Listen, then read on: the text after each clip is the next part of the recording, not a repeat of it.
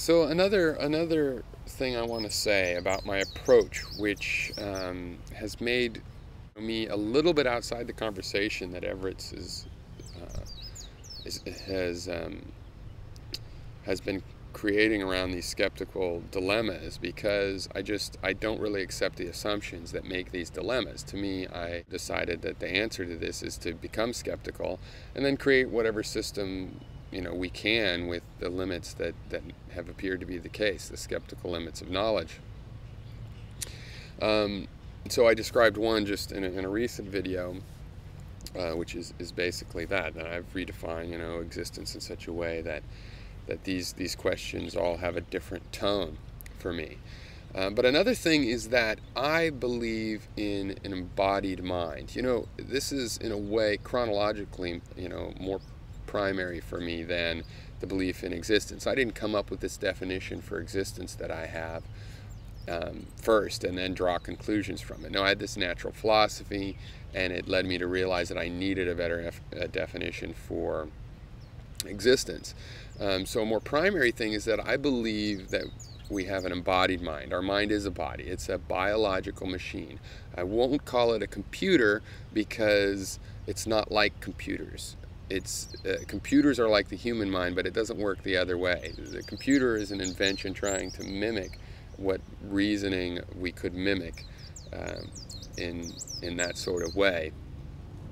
And but the mind is a biological computer, a biological machine, a mechanism of some sort. So given that, when I look for a philosophy, when I'm creating a philosophy, or people tell me their philosophy, I do not understand them as telling me about the truth. When I'm creating a philosophy, I am not trying to tell you what to believe or what is true. I am creating a brain program that you can use to think. If people say, hey, you should, electrons are like little BBs. They're little BBs flying around. They are telling you a way of thinking. They're not telling you the truth that it really is that way. They're telling you a way of thinking. And in some cases, you can consider electrons like that. But it's, if they say, oh, electrons are waves, it's the same thing. They're giving you a way of thinking. They're not giving you the truth, but they're giving you a way of thinking. And so the skeptical limitations on knowledge are just a starting point that we have to keep in mind in our way of thinking. See, I don't want to have over here's the way things are, but you can think of them as this totally other way. No, let's just think of them as the way they are and make, brain programs that work within that framework of the way things really are.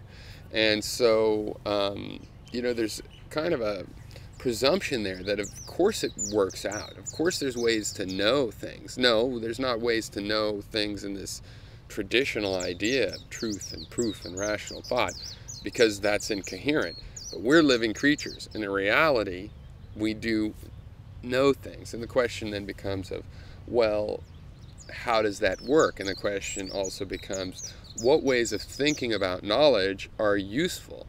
If I'm writing a program, it's not the end-all, be-all. It's not a fundamental essence that I'm writing. Microsoft Word is not the fundamental essence of documents. It's just a tool you can use to create documents. When I talk about epistemology, I'm talking about creating a brain program that is a tool for making knowledge of the sort that is useful to us. So, and it's also from that perspective that, to me, puts me in this frame of mind that, no, you can't just assume anti-induction and say that's as good as induction, because it's not as good a program. It's just simply not as useful. So the criteria of judging these philosophies makes it very clear that there's a distinction between the principle of induction and the principle of anti-induction. Neither one of them is supposed to be the essence of the universe. They're just supposed to be functional or not functional. And, we have a brain program that uses induction to analyze our past experiences, well, that works out. Our past experiences can be modeled well using inductive principles of all the principles of continuity in the universe. And so, this is one of the reasons that it's difficult for me to really conceive of questioning that the way you'll do, because I do know where those questions come from, but they come from this what I think of as a discredited view of epistemology. The criteria that you're saying these things are equal, or that you can't know one, or there's not even probabilities, are just criteria that I don't use. I look at our past experiences and processing that as the basic operating system in which these brain programs run. And so, you could invent the theory of Everettism, and if it did a good job of making sense of your past experiences, then I would endorse it. So, anyway, take it easy.